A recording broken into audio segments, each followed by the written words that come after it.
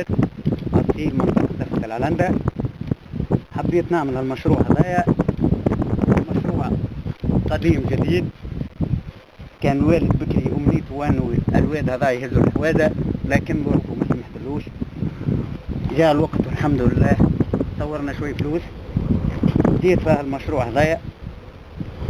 أول ما جبت مهندس سمتني الله هنا، قال لي ما يمكنش المشروع ينجح. عملت على ربي تلقى نفسي كما نقولوا بها. حاولت برشا مرات، مرة لي ما نجحتش، مرة ثانية نجحت 50%. وتوا هنا معملين على ربي نكملوا في المشروع هذايا. لكن اللي طالبوا من الدولة وأني عندي واد اللي أنا شاق الواد فيه 8 ولا 10 عرصات و7 متر. نحب الدولة تعاوني شوي تحميلي هالعرصات هذوما. أنا نجي وقت الصبر مطر، نجي في الحوازة متاعي الراعي كان الواد ماشي البحر هذيك. غمرت الفكرة، عملت وعملت بلد واكسب وتراجع لا باش نشوف شقيت فيه الواد. ومعملين على ربي إن شاء الله. ما البحر ما تمشي البحر توكلوا سدر الزيتون أو البيه. وما مأثر على حتى حد، ما شاق حتى بلاد حد، ما مأثر حتى على واحد. ما هي سكنة تحتي، ما عندي حتى حواجة تحتي كان الواد. حبيت كنت بهالمشروع هذا ولا مرة. ليش المهدي كيفاش تمكنت من بناء هذه؟ شكون اللي شارك معك في البناء نتاعها؟ والله وحدي، أقسم بالله العظيم عام وش وحدي. يتصور هالعرس هذوما، عامل اللوح وعامل الصراريف، ونحط السطل في صدري هنا ونغرف بداية سيمان ونحط السطل بالبودرة باش وصلت عملت هذا. وربي سبحانه وتعالى كان في العون إن شاء الله. نجيب الساقي هذه، نجيب الساقي هذه ويدور من هنا، لكن أتعطل شوي لخاطر صعدة وربوة هذه نلقاها ربوة.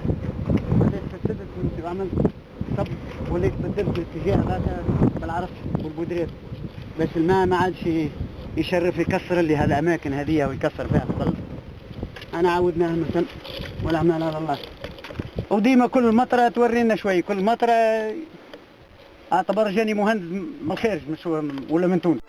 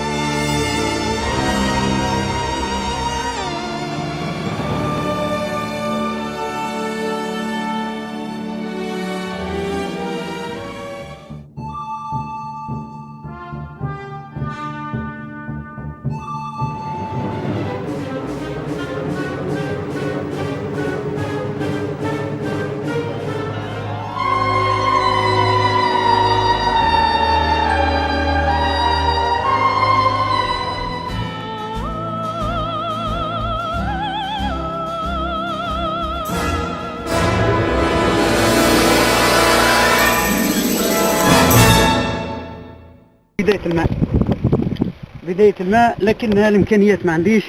يلزموا فتحة بالسيمان من هنا باش ما يكسرش ما يزرفش الماء. إن شاء الله ربي يحن علينا وتعاوننا الدولة شوي. ثم فتحات نتاع سيمان يلزموا يخرج منهم الماء، حوالي 6 ولا 7 رباطات كيما هكا. وهذه البداية. حتى أو الزيتون معناه صغير هذا كله عمل على ربي باش يزيد من الواد هذا. سواء من فضل ربي الأرض هذه ما كانت كلها بور وكانت كلها حلفة وكدي واحد. من ظل هاك الكسب هذوك مروا لي كي اللي جاء الماء شوي ضعيف زقالي هالدنيا هذه كلها. وليتنا هذاك علاش معناه شجعت وقسمتها الرباطات هذه. هاي مغروسة ضرفت مسلم وزيتون. وهذه من هنا كذلك يلزمها فتحة من هنا باش يخرج منها الماء وما يكسرش ما يجربش. فتحات هذوما يحبوا مقدرة ويحبوا إمكانيات ويحبوا فلوس. معناها شفاف. وها هنا زيتون والد خير ربي الحمد لله. وما زالت الأرض ثم عندي في كيسها وبدلت طوابي وما نجمتش بنت الله نقسمها وما نجمتش باش نحفرها. الإمكانيات ما عنديش إلا غير أنا نعملين على ربي كل مرة شوي شوي. وإن شاء الله الدولة تنظرنا بعين الرحمة زيتون الحمد لله. هذه معناها مرة من المرات شربت مع الساقي هذيك وقعدت معناها إرادة على المال تو عامين ولا ثلاثة قعدت خلي هي الساقية إذا كان صلحت وقام فيها ربي وقد فيها ربي فهمتي ولا تزي 20 فطار ولا 30 فطار تحت معناها. إذا كان هذه فتحة أخرى من الرباط الرابع هذايا، هذه فتحة ثانية كذلك اسمها فتحة بالسمان وتتكيل بالميزان باش الماء يخرج بشوي بالميزان باش ما يكسرش الأرض اللي تحت.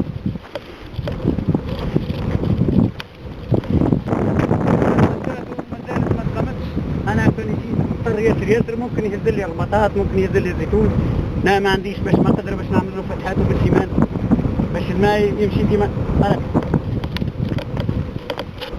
أنا آخر طلب نتوجه خاصة للسيد مندوب الفلاحة سيدي بوزيد، نتوجه له به النداء هذا. أنا صرفت ياسر على المشروع هذا ومشروع ناجح وشفت استثمرت منه، لكن مازال مصل 30% ولا 40%. أنا طالب سيد المندوب يبعث لي إنسان مختص في المياه باش يشوف لي النواقص اللي عندي إمكانياتي نخدم بها، اللي عندي اللي ما عنديش طالب السيد المندوب يتدخل ويعاونني، خاصة في الفتحات هذوما ما خدمتش فيهم حتى فتحة، ويحمي لي هاك العرس في الواد هذوكا خايف من الماء يهزهم لي، والله لا يضيع أجر المحسن. هذا مقر السكنة نظرا لنا ما نحب حاجة طبيعية، حفرت كاب لوطة كبرت وسقفته بالكويدي وشب، لكن جاني تعبان نلقاه فيه هنا. أنا نجمش نقول له حرقت عليه الخشب والكويدي ولا، وهاني تو معمل على ربي إن شاء الله باش نصبوا ضالة ونسكن فيه. هذا أنا نحب سكنة طبيعية، ما نحبش الغاز وما نحبش كراج وما نحبش ريون، هذا طبيعي إن شاء الله، وربي إن شاء الله يوفقنا عليه. سنين وأنا صارف عليه 12 مليون وما زلت توا في الإنجاز، ما زال في طور الإنجاز، وهاك ما تشوف ها والغرس موجود فهمتني لا نخدم فيه بالجهد اللي عطاه لي رب. أنا نطلب سيد المندوب يتدخل